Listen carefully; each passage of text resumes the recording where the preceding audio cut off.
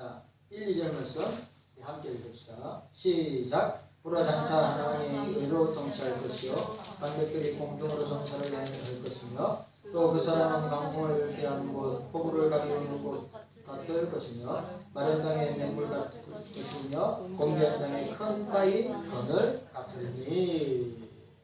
우리 지난주에 서론 부분 생각했는데 오늘 자 서론 부분에서 의로운 왕이 출현할 것이다. 의로운 임마누엘이 출현할 것이다.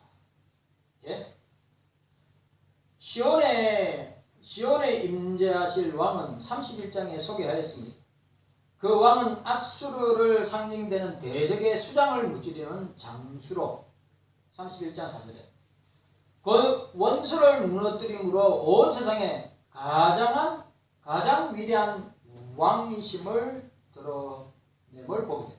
31장 9절에 시온은 거룩한 곳으로 구별된 새로운 나라로 회복될 것이다.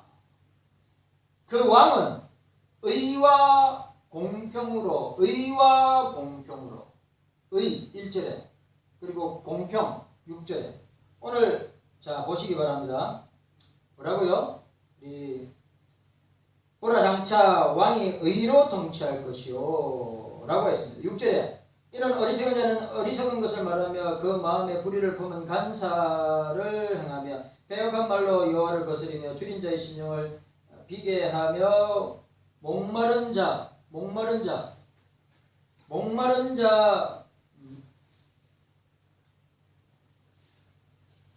배역한 말로 여호와를 거스리며 줄인 자의 심령을 비게하며 목마른 자와 마시는 것을 없어지게 함이며 라고 이야기했습니다.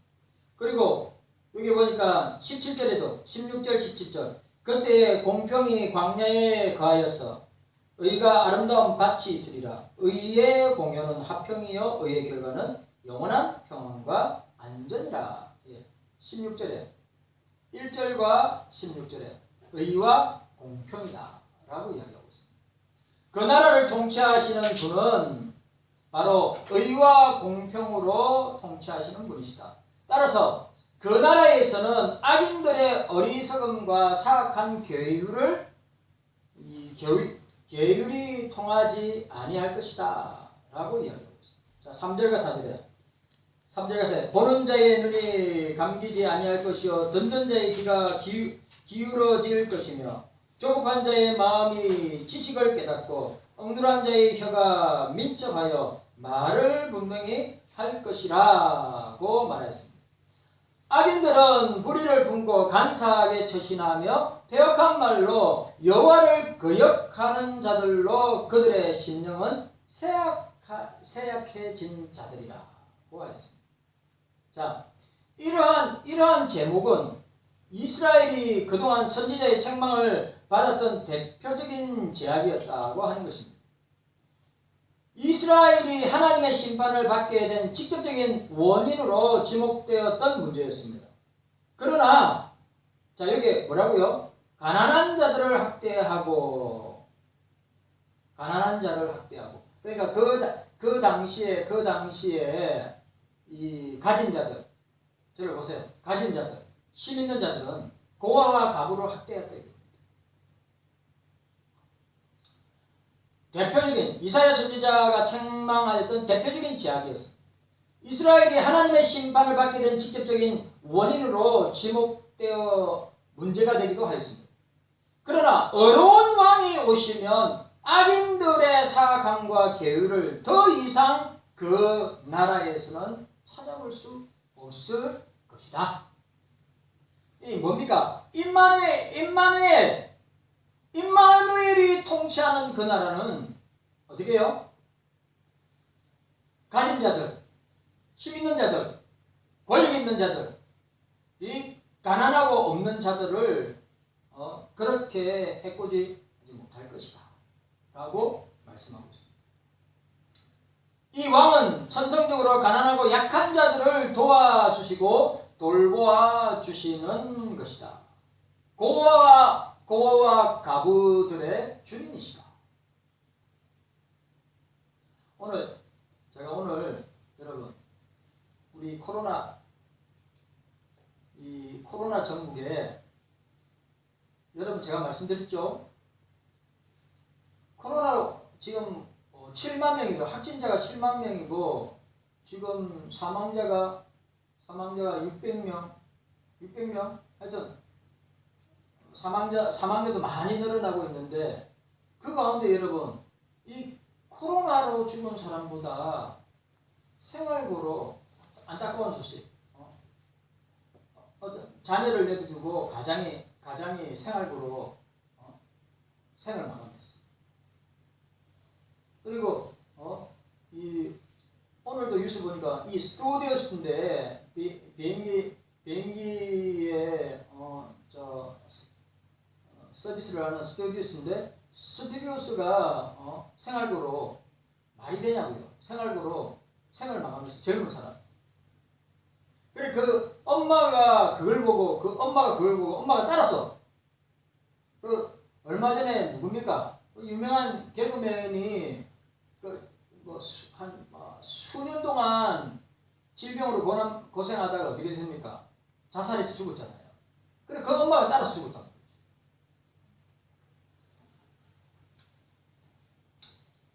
자 여러분 여기서 봅시다.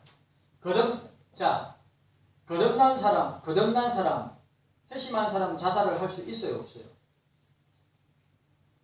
거듭난 사람, 자 보세요. 이거 중요한 말이에요. 제가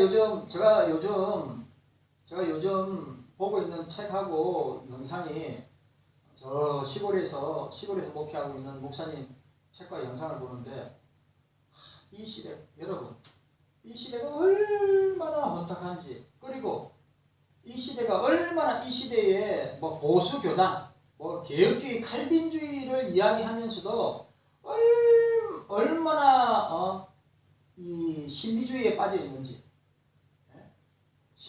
신비주의뿐만 아니라 이 잘못된 영성 단어 제가 별로 안 좋아하거든요. 제가 안 좋아한댔잖아요. 우리는 경건이라는 단어를 잘 썼는데 잘못된 기도운동, 관상기도운동, 신사도운동, 별의별 운동들이 한국교회, 개혁교회 칼빈지 소용없어요. 하고 들어와서 이 시대는 제대로 분별하면서 살지 아니하면 자기도 모르게 그런 잘못된 사상에 물들어서 꼭 2000년 전에 건너수지지 영지주의자들이 교회 안에 들어와서 초대교회나 그 사도들이 세운 교회를 얼마나 공격하는지 몰라요. 그런 대한민국 지금 한국교회가 그런 상황에 있어요. 그래 여러분 우리가 이 자살 문제를 이야기할 때 우리 자살 문제는 구원받은 사람, 회심한 사람은 자살해서 죽을 수 있느냐? 있어요, 없어요? 있어요, 없어요? 확실하게 이야기하세요. 거듭난 사람은, 회심한 사람은, 구원받은 사람은 자살할 수 있어요, 없어요? 자살할 수 있어요. 있으면 큰일 나죠. 또 자살할 수 있어요 라고 이야기하는 사람이 많아요, 지금. 그런데 여러분, 요 문제는 구원론을 가지고 이야기할 게 아니라 뭘로 이야기해요? 성화의 문제로 이야기를 해야 됩니다. 여러분 잘 보세요. 구원받은 사람은, 거듭난 사람은 자살할 수가 없어요. 자기 스스로 목숨을 끊는다는 것은 생명을 주신 하나님의 주권에 도전하는 거예요. 그래, 여러분.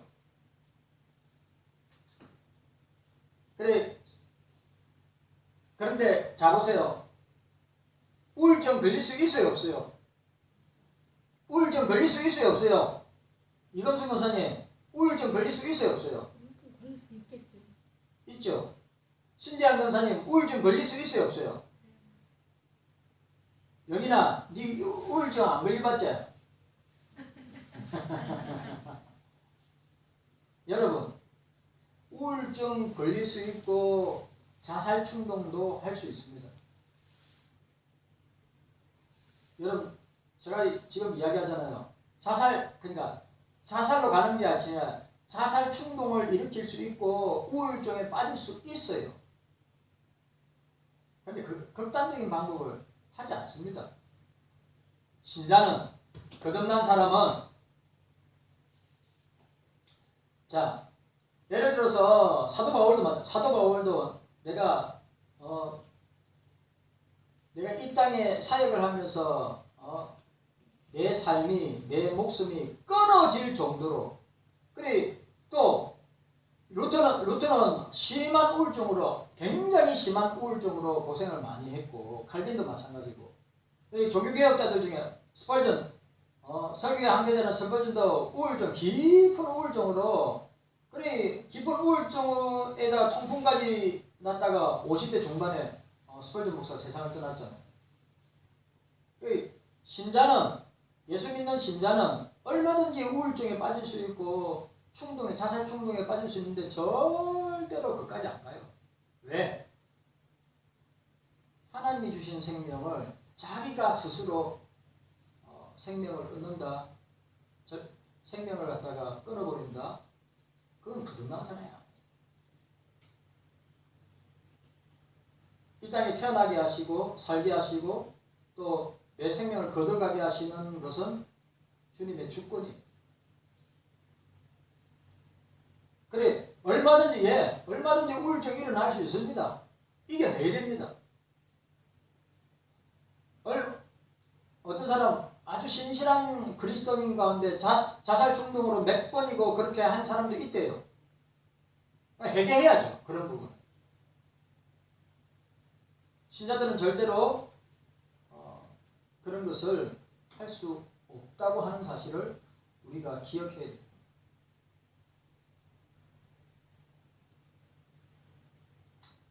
그래, 이 잘못된, 제가 요즘 그 목사님 책과 영상을 보면서 공부하면서, 교회 안에 무서운 사상들, 그리고 나도 마찬가지지만 한국 교회가 인정하는 목사들이나 사상가들 가운데 진짜 잘못된 사상을 가지고 한국 교회에 파고 들어와서 목사들과 교인들의 영혼을 망치고 있는 그런 사람들이 진짜 제가 놀랄 정도로, 내가 이 사람 진짜 좋아하는 사람인데, 이 사람 진짜로 우리 20세기나 21세기에 정말 영향력이 있는 사람인데 그 사상의 이면에 들어간다. 진짜 무서운 사상을 가지고 있다. 우리는 그것도 모르고 좋다고.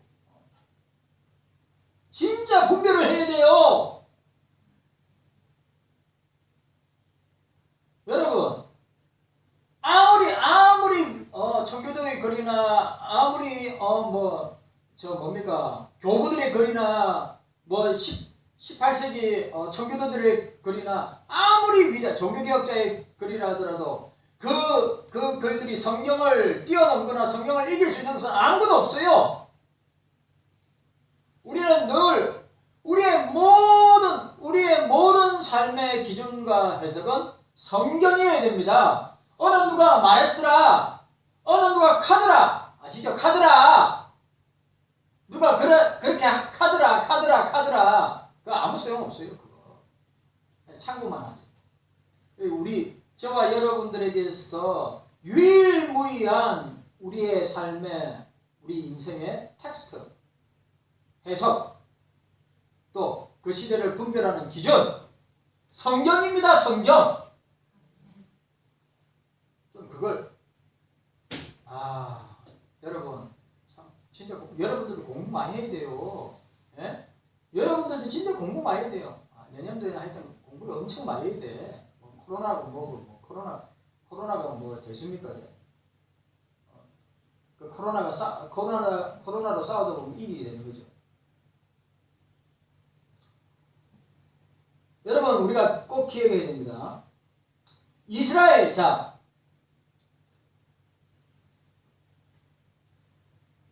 가나는 하나님 나라에서 개인적인 차원의 이야기되지 않는데, 왜냐하면 하나님의 언약에 따라 주어진 것은 언제나 풍요로움과 대적을 물리치는 강함으로 나타내기 때문에 언약 관계, 하나님의 언약 관계에 있는 하나님 나라 백성 개인에게 여러분 우리가 육체적으로 눈으로 볼 때 가난하고 없어 보이고 가난해 보이고 아무것도 가지지 않은 것 같은데 하나님의 언약 관계 안에서는 언제나 풍요롭고 또 아무리 강한 대적과 원수가 우리에게 온다 하더라도 물리칠 수 있는 강함을 우리에게 주시기 때문입니다. 여러분 기억해야 됩니다. 의로운 왕이 오시면 악인들의 사악함과 계율을 더 이상 의로운 왕, 공평의 왕의 나라에선 찾아갈 수 없다. 오히려 그 왕은 어떻게 해요? 천성적으로 가난하고 약한 자들을 도와주시고 돌봐주시는 왕이시다. 누구죠? 예수님. 예수님.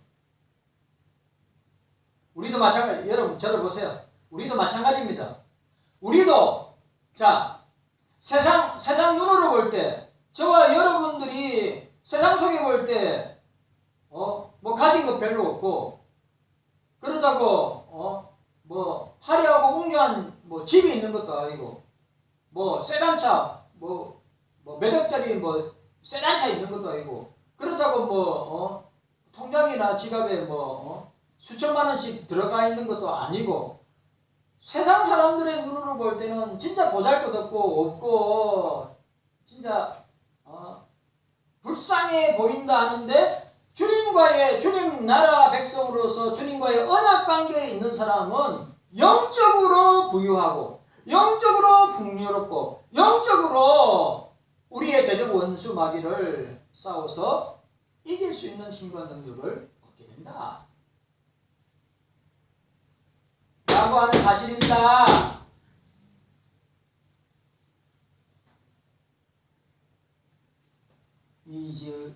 저 네모난 흰 스마트폰에 눈이 안 보여가지고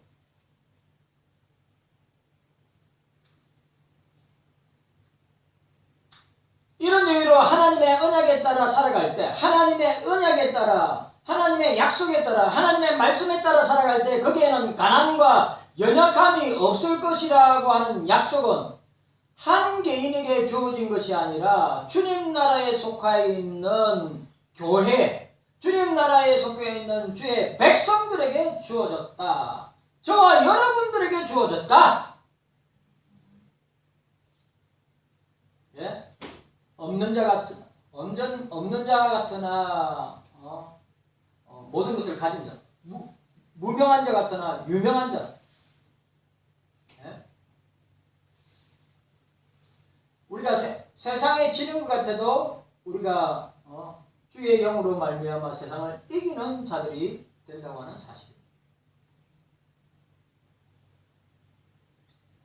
따라서 이스라엘 공동체에 가난이라는 문제가 발생한다는 것은 하나님에 대한 신앙의 쇠퇴와 더불어 사회 구조의 변동으로 발생하는 사회적인 불평등을 그 원인으로 볼 수 있다. 북한 같은 사회는 이를 말할 수 없고 우리나라도 불합리하고 부조리하죠. 그래요, 안 그래요? 그러나 여러분 공의는 살아 있습니다. 정의는 살아 있어요. 아무리 이런 가운데 있더라도 이러한 이유에서 이사야 선지자는 사회 계층의 불균형이 심화됨에 따라 이야기된 불의에 대하여 불의에 대해서 강력하게 비판하였던 사람이 이사야입니다. 그래, 오늘 그 말도 많고 여러분 그 말도 많고 탈도 많은 조국 씨 부인 정경심 씨, 나 진짜 놀랍니다. 그래, 얼마 전에 내 뉴스 듣고 깜짝 놀랐어요. 그 동아일보 기자인데 조국에 대해서 어떤 말을 했다고 조국 씨가 고발을 했는데 영장 실질 심사 해가지고 과정을 거쳐가지고 엊그저께인가 구속당했다는 거예요. 기자가 조국이가 고발해가지고. 그런데 예를 들어서 저 역사책 가운데 서울대학교 교수님들과 유명한 교수님들이 중심되어 만든 역사책이 있어요. 반일종족주의라는 역사책이 있는데, 그 책이 있는데 조국 씨가 신랄하게 비판했어요. 뭐 읽을 필요도 없는 뭐 쓰레기 같은 책이라고 그래. 그 서울대 교수님하고 그 만들었던 교수님 막 분노가 생겼죠. 그래 조국 씨를 고발했어요. 근데 1년 4개월이 됐는데 지금까지 조사 한 번도 안 했답니다.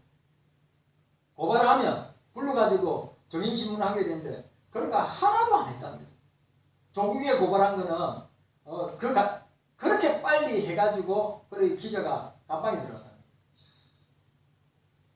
그래 오늘 정경심 씨, 그 유명한 정경심 씨가 오늘 이 재판부에 판결이 났죠.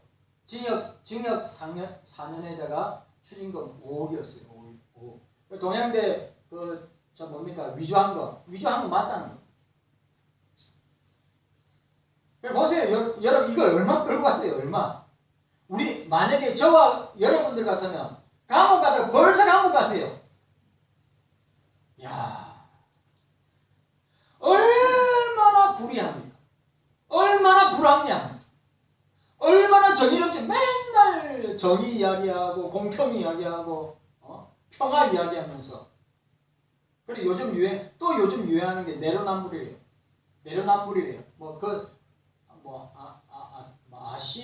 하여튼 유명한 단어인데 자기가 하면 옳고 남이 하면 무조건 잘못됐다. 그런데 오늘 이사야 시대의 모습이 꼭 우리가 지금 살고 있는 모습과 너무 비슷한데 어떻게 해요? 이사야 선지자는 사회 계층의 불균형이 심화됨에 따라 야기된 불의에 대해서 강력하게 비판했던 것입니다. 이사야 5장 8절. 또 예레미야 선지자, 예레미야 34장 13절 17절. 유명한 아모스 선지자 2장 6절에서 8절, 5장 11절 12절. 그러니까 여러분, 하나님 나라 백성들은 고난을 당하는데, 고난 당한다 하더라도 우리는 그게 권력 앞에, 엄청난 권력의 힘 앞에 우리가 물리적 힘을, 오늘 우리 우리 교회에 와서 헌신예배 인도하신 작년인가 재작년인가 우리 SFC 종교개혁 501주년인가 우리 합신신학교에 이성구 교수님 오셔서 하셨잖아요. 이성구 교수님이 SNS에 뭐를 올리냐면 어떤 장로님이 길에서 전도지를 나누는데 민원이 들어왔다는 거예요. 길에서 전도를 하는데 민원이 들어왔대요. 누가 고발을 했다는 겁니다. 그래서 경찰이 와서 왜 이 전도지 나눠주냐 이거죠. 여러분, 그래서 그 관계를 갖다 구청에다 문의했더니 뭐냐면 신고를 하고 전도를 해야 된다는 거예요. 언제부터 교회가 구청에 신고를 하고 전도를 했어요. 그리고 전도지 500장을 뿌리려면 스스로 3,000원을 내야 된다는 거예요. 구청에다 3,000원을 내고 허가를 받고 전도지를 뿌려야 된다는 거예요. 그런데 그게 우리는 공익단체가 아니잖아요. 돈을 받거나 버는 단체가 아니잖아요. 공익단체는 당연히 그렇게 해야 되는데 우리는 비영리단체잖아요. 그런데 비영리단체인데도 어떻게 해요? 옥외 광고물 때문에 신고를 해요. 언제부터 구청에서 교회가 전도하라 마라 허가 내고 그렇게 하냐 이 말이죠. 기가 막힙니다. 기가 막혀. 큰일 났어요. 전도도 이제 못해요.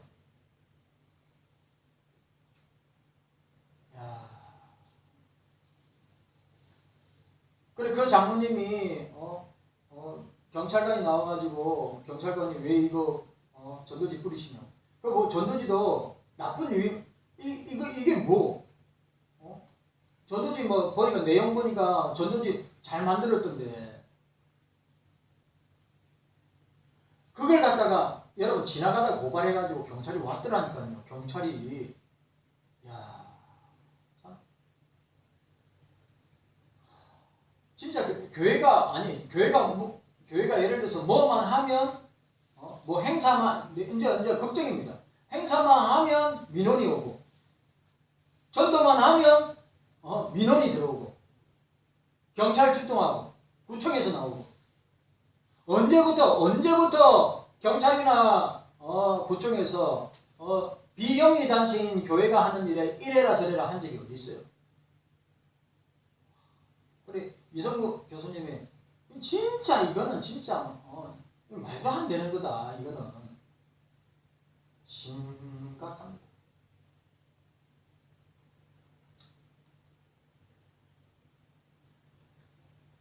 그러므로 이제 왕께서 친히 가난한 자의 벗이 되어 주신다는 것은 그의 나라에서는 사회적인 불평등이 존재할 수 없음을 말하고 있습니다.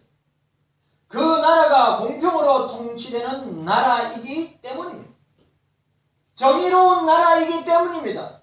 공법과 정의가 흐르는 나라, 화평의 나라. 오늘 여기 참 제가 저보세요. 17절 말씀. 의의 공효는 화평이요 의의 결과는 영원한 평안과 안전이라. 이게 주님의 나라예요. 세상 나라는 안 그래요. 주님의 나라는 이런 나라란 말이죠.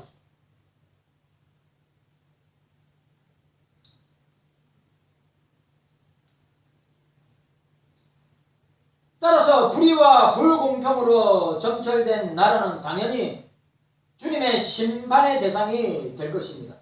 그러나 당시 남유다는 불의로 가득한 나라였습니다. 맞습니다. 여러분 제가 지난 주일날에 이사야가 활동하던 그 시대 보셨죠?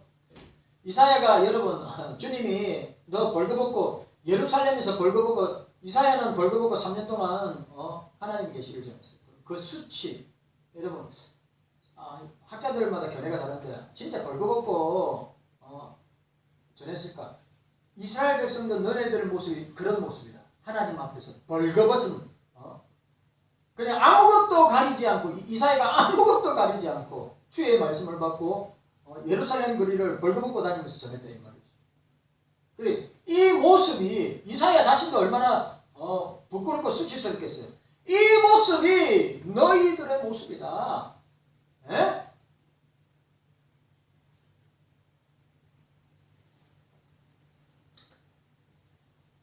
그것은 곧 하나님에 대한 폐역인 것입니다. 왜냐하면 하나님의 언약에 근거하지 않은 결과로 나타난 현생. 그러니까 하나님의 언약 관계, 하나님 말씀에 근거하지 않는 결과로 나타난 모습이 지금 이사야 시대의 모습이라는 겁니다. 그만큼 하나님의 심판이 가까이 왔음을 그리고 아수르의 침략으로 현실로 지금 그들 앞에 이 위기에 처해 있는 모습을 보게 됩니다. 자, 이런 나라를 회복시킬 수 있는 것은 누구냐? 이런 나라, 이런 남유다와 같은 북이스라엘은 아수르에 멸망당하고 남유다는 바벨론에 멸망하는데 이런 나라를 누가 회복할 것이냐? 의로우신 왕이 출현해서 여기 나와 있는 대로 보라 장차 한 왕이 의로 통치할 것이고 임마누엘 예수 그리스도가 통치하는 나라 속히 오기를 저와 여러분들은 바라보고 나아가야 될 것입니다. 자, 두 번째로 오늘 이 32장에 나타난 의의 나라 어떤 나라인가? 성신으로 충만한 나라, 의로운 나라, 주님의 의로운 나라, 의로운 왕이 임마누엘이 우리에게 임할 것이다. 그 다음에 뭡니까? 성신으로 충만한 나라. 자, 오늘 15절에 보니 필경 위에서부터 성신을 우리에게 부어주시리니 광야가 아름다운 밭이 되며 아름다운 밭을 살림으로 여기게 되리라고 말하였습니다. 이스라엘 사람들은 안일함과 안락함. 자, 저를 보세요. 청교도들이 성경의 원리들을 가장 혐오하고 싫어하는 게으름입니다. 게으름. 그런데 오늘 이 남유다 백성들의 사람들의 모습은 안일함과 안락함에 빠져 있었습니다. 그만큼 그들은 죄에 대해서 무관심했습니다. 오늘 이 시대가 그래요. 오늘 이 시대가 그렇단 말이에요. 죄에 대해서 무뎌져 있어요. 죄에 대해서 둔감해져 있어요. 자기가 하나님 앞에, 주님 앞에 어떤 죄를 지고 사는지도 모르고 그냥 죄 가운데 뒹굴면서 사는 것이 지금 이 시대의 교인들이란 말이에요.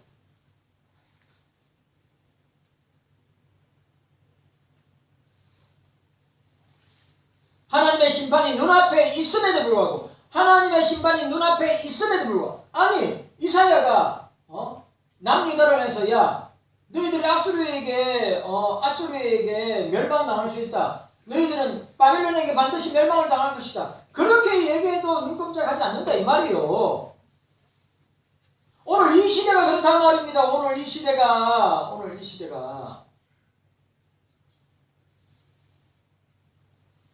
하나님의 심판이 눈앞에 있음에도 우리 눈앞에 그 심판이 어떤 형식으로 나타났어요? 우한 코로나로 나타난 거 아닙니까? 제가 주일날에 제가 진리의 깃발 내용 제가 읽어드렸죠? 그 내용 보셨죠? 제가 읽어드렸죠? 뭐라고 했어요? 하나님의 섭리와 주권 안에서 이 일들이 일어나서 우리를 이렇게 어려운 가운데 그래 이사야가 활동하던 그 시대도 이 안일함과 안락함이 그들의 죄를 무디게 만들었고 죄 감각을 무디게 만들었고 하나님 앞에서 얼마나 큰 죄인 줄도 모르고 그냥 밥 먹듯이 죄를 짓는 이스라엘 백성들의 모습을 보여주고 있습니다. 오늘 이 시대가 그렇다.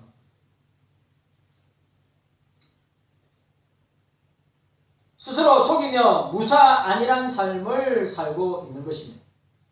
이것은 사도 바울이 이야기하는 일락을 좋아하는 이는 살았으나 죽었느니라. 디모데전서 5장 6절 그렇게 경고하였습니다. 그들의 심령이 죽어 있음을 의미합니다. 여러분 지금 교회 다닌다고 하는 사람들 가운데 종교생활하는 사람들 그 영이 죽어 있어요. 그 영이 죽어